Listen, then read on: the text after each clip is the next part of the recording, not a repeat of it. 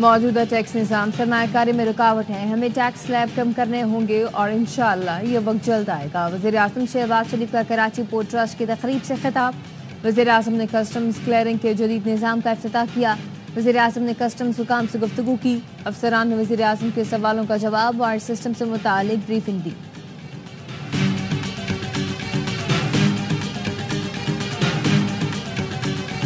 बानी पीटीआई की मुज़ाकरात जारी रखने की हिदायत। बैरिस्टर गौहर ने बताया, बानी ने मुतालिबात तहरीरी तौर पर हुकूमत को देने की इजाजत दे दी। आइंदा इजलास में मुतालिबात तहरीरी शक्ल में देंगे। सहाफ़ी ने पूछा, अलीमा खानम ने कहा था गंडापुर के हाउस अरेस्ट का पैगाम लाए थे। बैरिस्टर गौहर ने कहा, मुझे कोई पैगाम आया, ना ही अली अमीन गंडापुर को।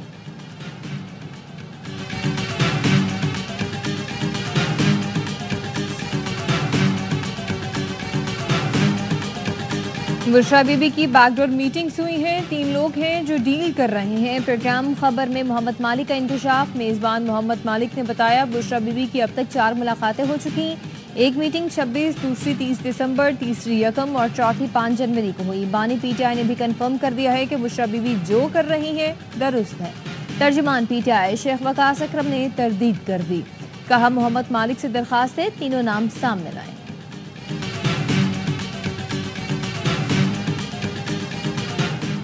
जो आज आप भुगत रहे हैं ये मकाफात अमल है। ये कैसी सियासत है कि फौजी अगर हमारे साथ हैं तो बहुत अच्छे हैं, हमारे साथ नहीं तो उन्हें गोलियां मारकर शहीद कर दो, वर्दियों को डंडों पर टांग दो।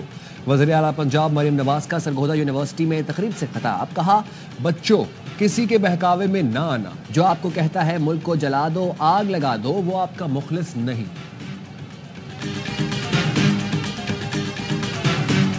ARY न्यूज़ की बड़ी खबर पर बड़ा एक्शन। ARY ने कराची में खुले मैन होल्स का मामला उठाया। में मुर्तज़ा वहाब को फौरी 334 हेल्पलाइन फाल।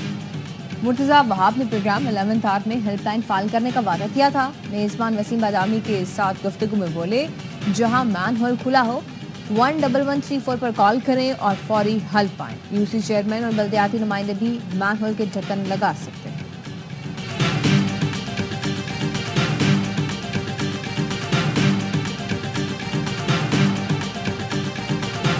और जिला कुर्रम में इमदादी सामान पहुंचना शुरू हो गया। 10 ट्रक बग्गन और 30 ट्रकों का काफिला पाड़ा चुनार पहुंच गया। डिप्टी कमिश्नर कुर्रम अशफाक खान ने कहा, काफिले का पुरअमन तरीके से पाड़ा चुनार पहुंचना खुशाइंद है। आवाम से अपील है, कानून नाफिज करने वाले इदारों के साथ ताउन करें। इमदादी सामान में टेंट, अशिया फरोनोश और घरेलू सामान शामिल है। उनकी रिहाई के प्रेशर से मुतल्लक बात है तो प्रेशर तो सिर्फ उनके ज़ुबानी कलामी बयानात का ही है, इसके अलावा तो कोई प्रेशर नहीं है। आपस में भी जो है वो ये लड़ रहे हैं, एक दूसरे के खिलाफ भी जो है वो साजिश कर रहे हैं। बानी पीटीआई की रिहाई के लिए कहीं से कोई दबाव नहीं, ये लोग आपस में लड़ रहे हैं। अलीमा खानम के बयानात इंतशार पर मबनी हैं।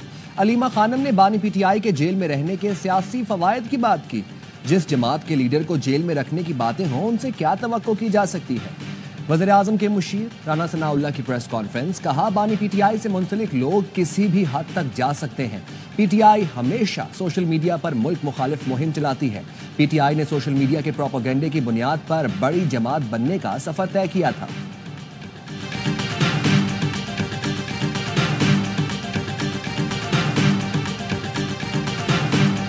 इमरान खान साहब ने आज कहा है, जो प्रोपेगेंडा अकाउंट्स हैं बीबी साहबा के खिलाफ बतौर ख़ास एक प्रोपेगेशन है, एक ऑर्गेनाइज कैंपेन है, उसकी शदीद मजम्मत करते हैं। बानी ने कहा, प्रोपेगेंडा अकाउंट से पीटीआई का कोई ताल्लुक नहीं। वकील फैसल चौधरी का कहना है कि बानी ने कहा, उनके मुकदमात मुज़ाकरात का एजेंडा नहीं है। उन्होंने मुल्की मसाइल पर मुज़ाकरात की हामी भरी। ऑफ द रिकॉर्ड में गुफ्तगू करते हुए कहा कि बानी ने हिदायत की कि मुज़ाकरात करें, जुडिशल कमीशन पर नहीं मानते तो बात ना करें। 5 रुकनी बेंच ने आर्मी एक्ट की कुछ दफात कलअदम की। हम भी उन्हें कलअदम रखें तो सिविलियन का फौजी ट्रायल हो ही नहीं सकता। अगर हम किसी और नतीजे पर पहुंचें तो तय करना होगा कौन से सिविलियन का फौजी ट्रायल हो सकता है। फौजी अदालतों में सिविलियंस के ट्रायल के केस में जस्टिस नईम अफगान के रिमार्क्स, जस्टिस मुसरत हिलाली ने रिमार्क्स दिए। सिविलियन का मिलिट्री कोर्ट्स में ट्रायल सानिहा APS जैसे मुजरिमों के लिए था। तमाम सिविलियन से वही बर्ताव किया जा सकता है। मुल्क का आइन मुअत्तल नहीं है। जस्टिस जमाल मंदोखैल ने कहा, पार्लियामेंट चाहे तो कल कानून बना देती। तिरछी आंख से देखना जुर्म है। جرم کا ٹرائل کہاں ہوگا؟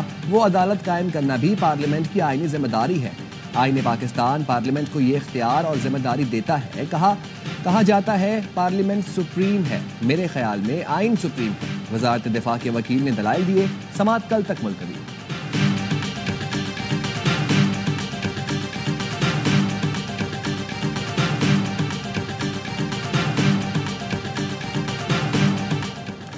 نومائے جی ایچ کیو حملہ کیس انسداد دہشت گردی، عدالت نے ایک اور ملزم شہیر سکندر پر فرد جرم عائد کر دی۔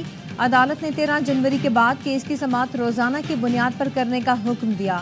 عدالت نے 13 جنوری کو استغاثہ کے گواہوں کے بیانات ریکارڈ کروانے کا حکم دیا۔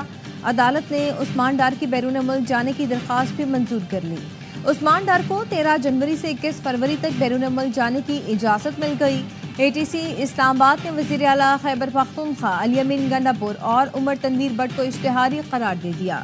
غیر حاضر ملزمان کے وارنٹ جاری، عدالت نے احکامات بانی پی ٹی آئی کی نااہلی پر احتجاج کیس میں جاری کیے۔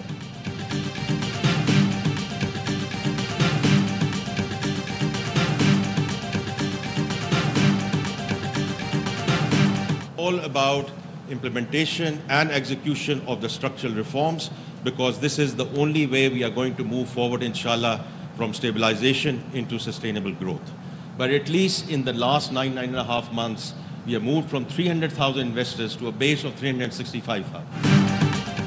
ہماری معاشی سمت IMF کے ساتھ معاہدے سے معیشت استحکام کی راہ پر گامزن ہوئی۔ وزیر خزانہ محمد اورنگزیب کا اسٹاک ایکسچینج میں تقریب سے خطاب، کہا معیشت کا پہیہ چلانے کے لیے توانائی کے شعبے میں اصلاحات ناگزیر ہیں، خسارے میں چلنے والے سرکاری اداروں میں بھی اصلاحات لا رہے ہیں۔ نائب وزیر اعظم اسحاق ڈار نے کہا ملک کی سفارتی تنہائی ختم ہو چکی ہے، بیرونی سرمایہ کاروں کا پاکستان پر اعتماد بڑھ رہا ہے، دن رات محنت کر کے ترقی کریں گے۔ پاکستان پر 130 ارب کا قرض بہت بڑا نہیں، پاکستان میں متبادل مارکیٹ بنانی ہے جو اب تک ہم نہیں بنا سکے۔ امریکہ، برطانیہ اور جاپان نے متبادل مارکیٹ تخلیق کی، اسی لیے IMF انہیں ڈکٹیٹ نہیں کر سکتا۔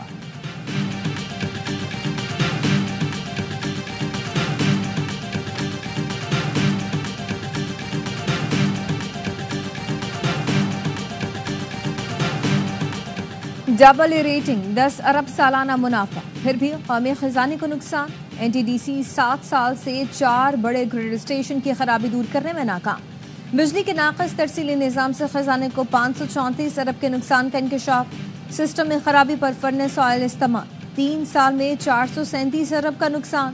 2017 سے 500 kV کا نیو رواد گریڈ اسٹیشن خراب۔ نوخار، سنگجانی اور قصور گریڈ اسٹیشن میں 2018 سے خرابی، 7 سال ہو گئے، گجرانوالہ 2 گریڈ اسٹیشن مکمل نہ ہو سکا۔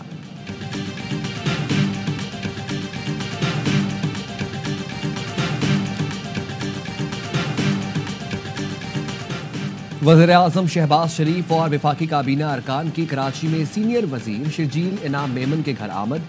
شرجیل میمن کو پوتے کی مبارکباد دی۔ شرجیل میمن اور ان کے صاحبزادے راول شرجیل نے وزیر اعظم کا استقبال کیا اور میزبانی کا موقع دینے پر شکریہ ادا کیا۔ وزیر اعظم شہباز شریف نے دورہ کراچی میں گورنر سندھ کی گاڑی میں سفر کیا۔ وزیر اعظم شہباز شریف کی موجودگی میں گاڑی گورنر سندھ نے ڈرائیو کی۔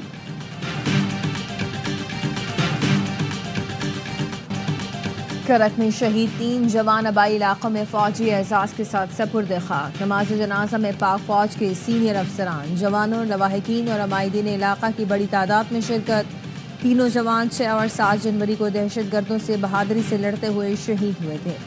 شہید لانس حوالدار عباس علی کا تعلق ضلع غزل، شہید نائک محمد نذیر کا تعلق سکردو اور شہید نائک محمد عثمان کا تعلق ضلع اٹک سے تھا۔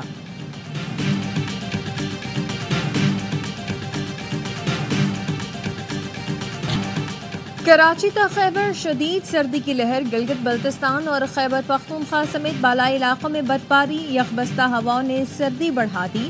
بلوچستان کے شمالی اضلاع میں بھی موسم شدید سرد۔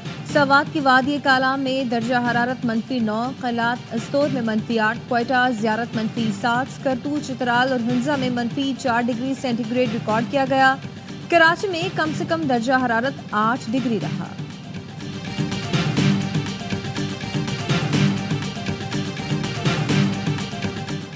کراچی سے سکھر موٹر وے کا کام اسی سال شروع کریں گے، وفاقی وزیر مواصلات عبدالعلیم خان کا کہنا ہے۔ سندھ حکومت کو موٹر وے تعمیر میں شمولیت کی دعوت دیں گے۔ موٹر وے کا آغاز کراچی پورٹ سے ہوگا۔ ملک کی ترقی میں کراچی سکھر موٹر وے سنگ میل ثابت ہوگا۔ پروجیکٹ کو پبلک پرائیویٹ پارٹنرشپ کے طور پر شروع کیا جا سکتا ہے۔ پارٹنرشپ میسر نہ ہوئی تو حکومت خود خرچہ اٹھائے گی۔ آئندہ 25 سال میں یہ موٹر وے 3000 ارب روپے منافع دے گی۔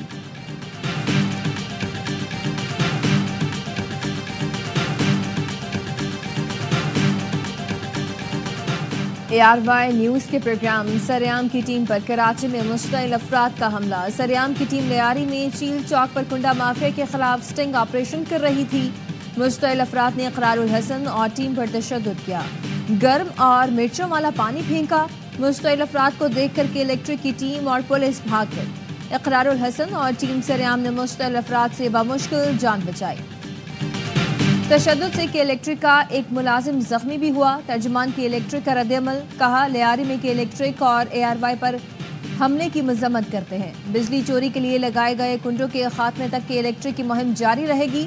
لیاری پر مجموعی طور پر 20 ارب روپے سے زائد کے واجبات ہیں۔